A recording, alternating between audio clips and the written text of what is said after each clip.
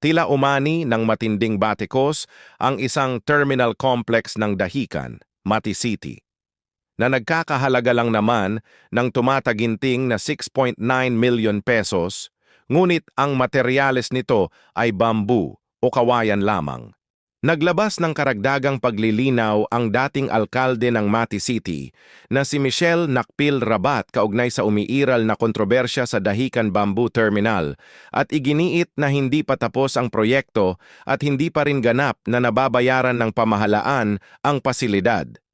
Ipinaliwanag ni Rabat na ang terminal na umani ng atensyon ng publiko dahil sa disenyo nitong gawa sa kawayan ay patuloy pa ring ginagawa at hindi pa dapat husgahan bilang isang tapos na istruktura. Kanya din sinagot ang mga batikos sa naturang proyekto kung bakit humantong sa bamboo ang terminal. Ano ba bali sa terminal na yun? Sige daw. Hindi 6.9 or 6.8 million ang kawayan.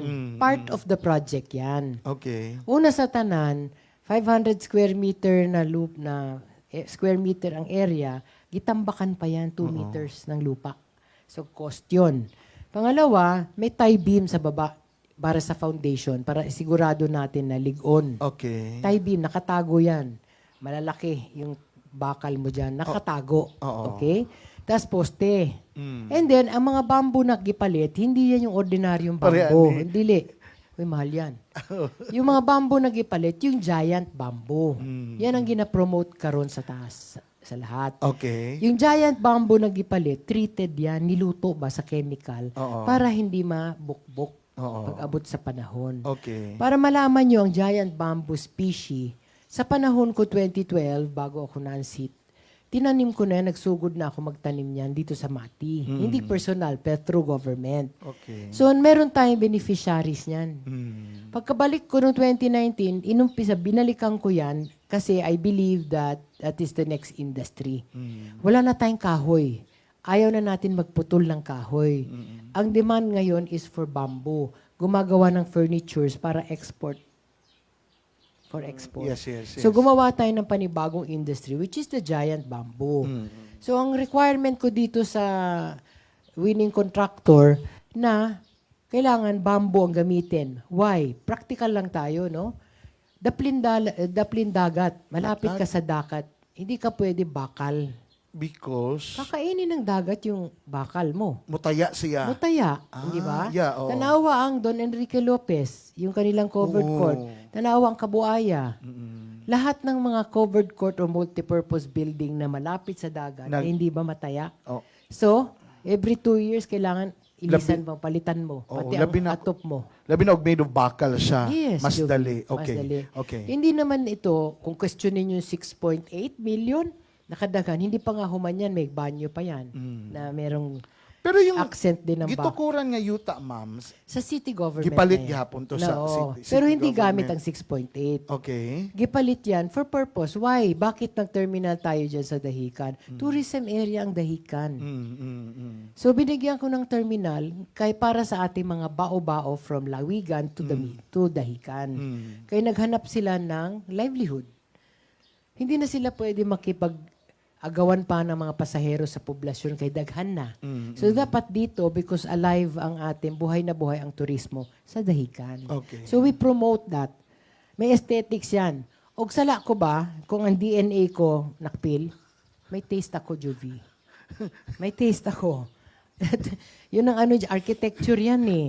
So, salamat na rin sa pagbablog ninyo, na paninira ninyo, nagkaroon tuloy ng atensyon. Because even Manny Piñol, the former governor, ni sa Cotabato, sinasabi niya that really, bamboo is the way forward. Oo. Kasi nasa umay nila pag bamboo, barato ra kaayo. Ay, sus, Maria Josep, mahal ang giant bamboo. Okay. At saka hindi buong 6.8 sa bamboo lang. Oo. Nag-construct tayo dyan. Mayroon pang CR yan na itatayo. Pero nahuman na siya. Mayor. Kasilyasan Ma'am. ng CR. Natapos sa bato. Kulang pa nga ang CR, ginagawa pa. Inunahan na. O hindi pa yan fully paid. Itong terminal, kulang pa nga yan eh. Kulang pa yan. Pero sabi nila Pero rin- sinagad yan ah. Parang kailangan kasi for tourism purposes.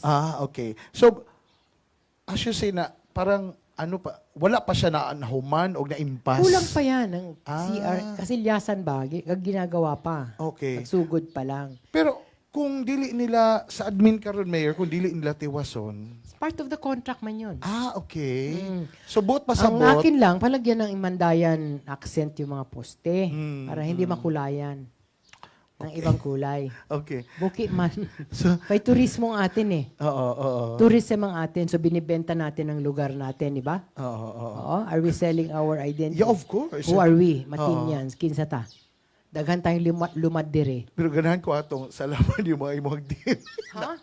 Tawa, no? No, DNA Oo, yun, oo, nakpil oo, eh. We have that in our blood, aesthetics, design, everything. I'm sorry if that offends you, but nasa akin na yan eh. The taste.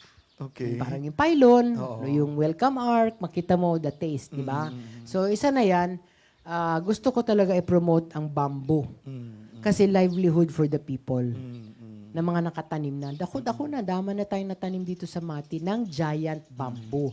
In fact, kung nadayon lang ako, may buyer na yan sa labas. Ginagawa nila for furnitures. Pang muebles ba? Okay. Para tama na yung pagputol ng mga magkuno or mga lawaan.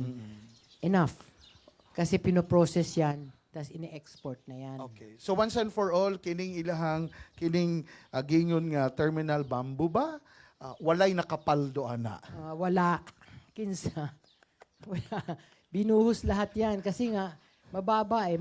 Ang lupa, mas mababa kaysa kalsada.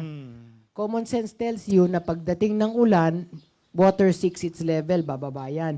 Di malunop ang ating terminal. O, Luo gawas- yung mga bao, di ba? Gawas ni ana, duol na pud sa dagat. Dagat. Kaya Oo. huwag ka maglagay ng bakal. Correct. Oo. Kung na may bakal, yung nakalubong. Actually, isa na sa mga, Tie-beam. sa mga problema kanang na mga resort owners sila, Diba? ilahang butanganan Yes. og aircon, Yeah. magtaya daw eh. Correct. Oo, Tahikan ka pa, Pacific yan. oo, ang balod anyway. Sige, at least sa I hope tubag. na klaro sa inyo. Oo. Pero ang mga netizen na nakakakita mismo ay may katanungan kung bakit ito humantong sa 6.9 million pesos na proyekto. Ay guys, so gikan dai mi dito sa Surfs Up Resort. Nya kay malabyan man dai ni siya kining viral ug trending na kaayo, sikat na kaayo nga dahikan terminal complex nga gama sa bamboo, no? Na trending ni siya maayo tungod kay daghang naga-question kay inani ra ang structure tapos ang kantidad sa pagpagama daw ani guys kay 6 million kapin. Kuan pa dai ni sa ato pa dai ni naging administrasyon daw. Mana ani po ta diri ato pong tan-awon, no? Kay murag mahimo na jud hinoon siguro ni siyang tourist attraction din hiya sa dahikan. Kay murag ubay-ubay na pud ang mga paggikan sa mga resorts diri sa dahikan, diri sa Mati City. Hapit jud diri magpa-picture. Makan pod maki-usyo-usyo pod, no. Kita pod mo entry pud ta dinhi. Tan-awon nato guys tong tarpaulin kung asa na dito nakabutang ang amount sa ani nga project.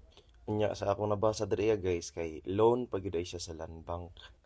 Mas kang paita. Nya kamo guys, unsa man ang iyong opinion about ani nga project? Comment down sa comment section.